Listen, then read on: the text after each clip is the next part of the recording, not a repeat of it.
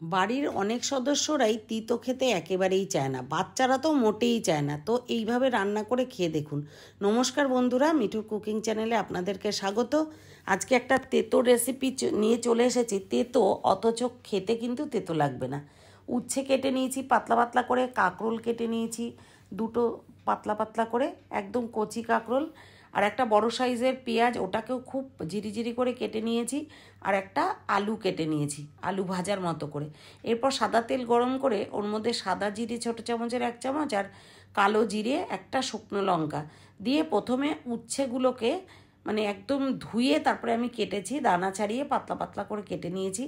ওটা দিয়ে দিলাম তেলের উপরে, দিয়ে বেশ কিছুক্ষণ মিনিট 2 ধরে কিন্তু একদম লো টু মিডিয়ামে ঢাকা দিয়ে দিয়ে ভাজা করতে হবে, যাতে উচ্ছেগুলো একদম নরম হয়ে যায়, কিন্তু লাল বা পোড়া না হয়। ঠিক এই সময়টাতেই দিয়ে দিতে হবে কাঁকরোলগুলো, একদম পাতলা করে কেটে রাখা কাঁকরোলগুলোও ঠিক ওরকম মিনিট ধরে একদম ঢাকা দিয়ে জাস্ট নাড়াচাড়া করতে হবে। আবার ঢাকা দিয়ে ঢাকাটা তুলে আবার নাড়াচাড়া করে ঢাকা দিয়ে দিতে হবে।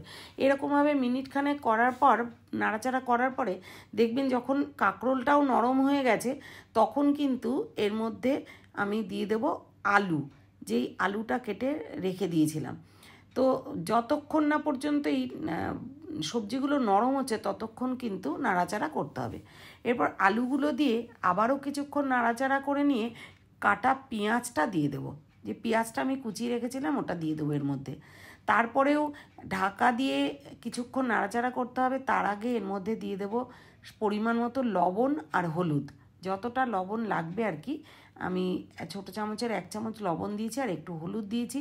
দিয়ে ভালো করে নাড়াচাড়া করব ততক্ষণ যতক্ষণ না খুব ভালো ভাজা হয়। আলুটা যখন দেখব খুন্তি দিয়ে একটু কেটে দেখব যখন সেদ্ধ হয়ে গেছে, তখন কিন্তু আমার রান্নাটা একেবারেই কমপ্লিট হয়ে যাবে। ভাজাটা গরম ভাতে শুধু এই ভাজাটা হলে বাচ্চারাও কিন্তু বলবে না যে না আমি তিতো খাবো না। একবার অন্তত এই রেসিপিটা এইভাবে করে খেয়ে দেখবেন, কেমন লাগে জানাতে ভুলবেন না। আর যারা এখনও পর্যন্ত সাবস্ক্রাইব করেননি, তারা সাবস্ক্রাইব করে আমার পাশে থাকবেন, বেল আইকনটা প্রেস করে রাখবেন, যাতে পরবর্তী ভিডিও আপলোড করার সাথে সাথে আপনাদের কাছে নোটিফিকেশানটা যায় এবং আপনারা ভিডিওটাকে এনজয় করতে পারেন, দেখতে পারেন। এবং এই প্রসিডিওরগুলো ফলো করে রান্নাটা একবার অন্তত করে খেয়ে দেখবেন।